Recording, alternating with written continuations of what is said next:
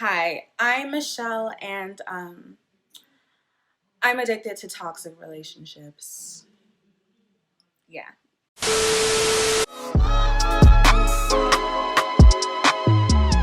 So I really was not planning on filming a video today, but I mean, I got cute, I got dressed, and I was gonna go study actually.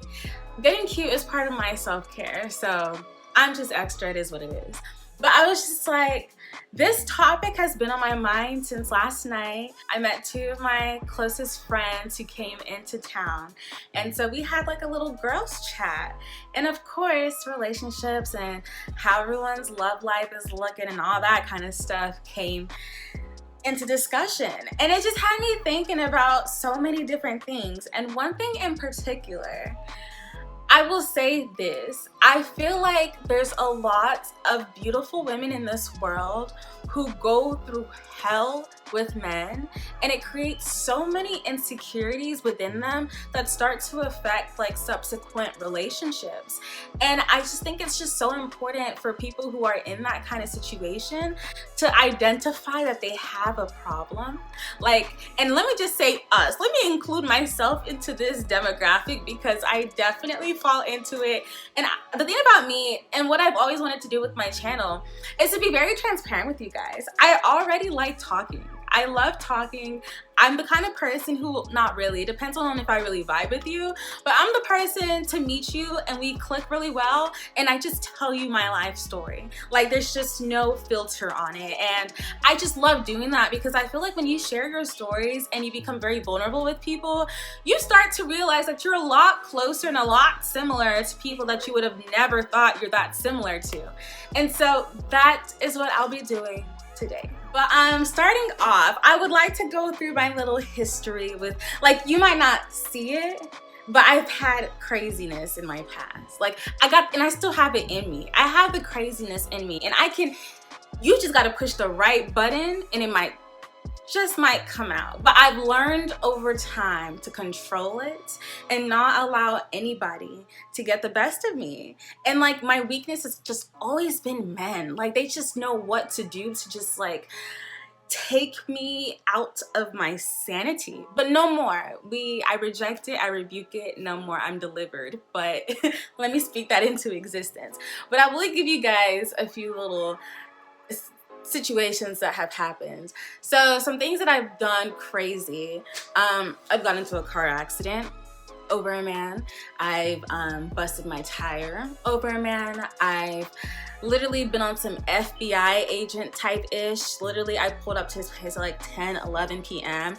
and it was his parents' place actually. And this was last year, so it's not like I was 17. And so I literally was I pulled up and I was like waiting a few houses down from his house, trying to spy on him to see if he what activity was going on, what was happening and stuff. This other guy pulled up to his place many times just to see if the lights were on and if he was lying. And this man lived 30 minutes away from me. So it's like at this point, I'm not proud to say these things, but it's like I'm somebody who has goals. I'm somebody who is pretty focused on things that I'm doing. It might not sound like it with these experiences, but it's like when I get emotionally caught up with somebody, sometimes it just causes me to do things that I just should not be doing. And yeah, it kind of makes me go a little crazy, a little cuckoo. And it's like, I definitely have seen within myself where because I was treated this way in this past situation, or this happened or this occurred, I take a bit of that insecurity and apply it to the next situation.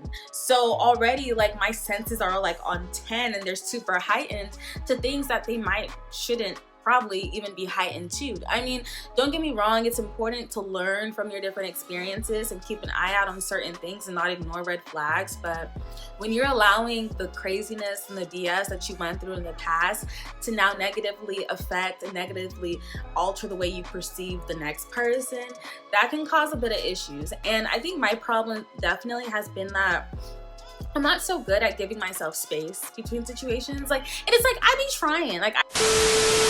So this is editing Michelle here. I don't know why I was sitting here trying to lie. I don't know who I was trying to lie to. Myself? It wasn't working. It doesn't work. I don't be trying, quite honestly. I really don't. A situation will end and I'll be like, all right, on to the next. And it's like, sis, give yourself some time. You know, when you're running back to these dating apps or running back to messages and, you know, doing the whole, hey, big head, like, you're not trying. You're intentionally out here trying to seek a new situation. Stop. I really do be trying. I'm like, okay, I'm just not gonna date. I'm just not gonna do nothing. I'm just gonna stick to myself and do my own thing. And here comes Mr. 6 foot, nice build, nice this, that. And I'm like, ooh. I said I was doing what? Man cleanse what? Yeah, and so stupidity starts happening again. It just becomes a cycle. And I think a lot of people can definitely relate and like, you know, have been in similar situations and gone through the same ish. And I'm really not here to give any kind of advice because if anything, I am the world's worst dater, most likely, and I don't need to be giving anybody any kind of advice. So I am not here for that. But I just want you to know out there, if you're like me and you continue to do stupidity and you just know you should be doing better, you just know you can be doing better, and you just know that you shouldn't be allowing yourself to just soak up these insecurities from these different people who just really weren't even deserving of you to begin with, I feel you. Like, I understand. I'm literally the most least judgmental person when it comes to guys.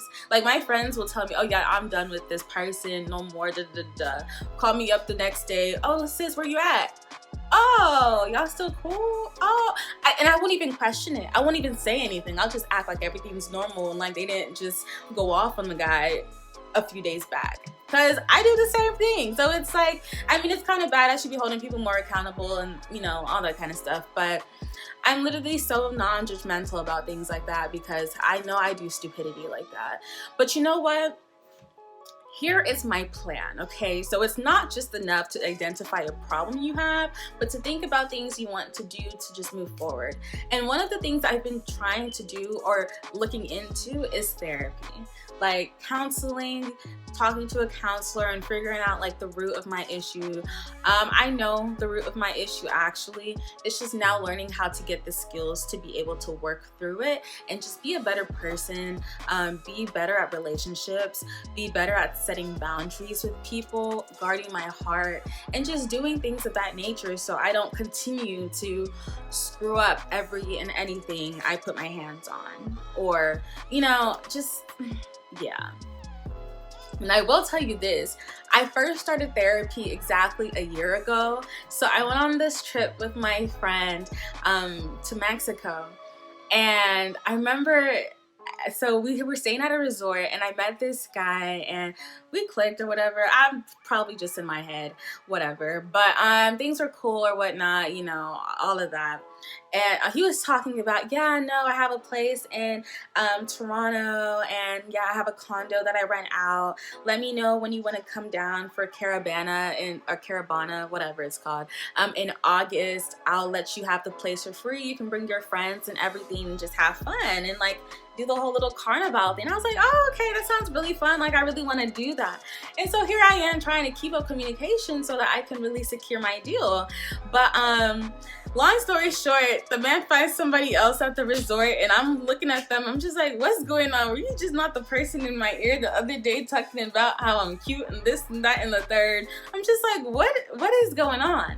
And so our resort had like a little pool party and I got a bit lit. And I just went around like taught like just to random men like, you ain't ish, you ain't ish, your mama ain't ish too. My friend had to come and grab me and take me back to our hotel room because I was doing the most. And I almost like, I remember I had like a glass of wine, red wine in my hand, and I was so close to just like throwing it in his face. And who knows what I'm in a foreign country acting stupid on BS with people I don't know.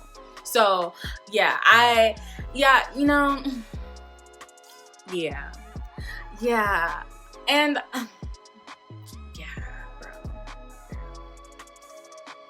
So yeah, after that whole fiasco, I said, look, I need to get myself some help.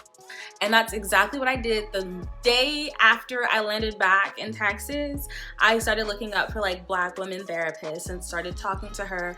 Did that for like a couple of weeks and stuff, and it was really helpful, but I stopped. But I'm gonna start again very soon because I'm definitely seeing a lot of other issues rise up in like just relationships and my dealings with the opposite gender and stuff like that. So yeah, that's just it. That's all I wanted to come on here and say.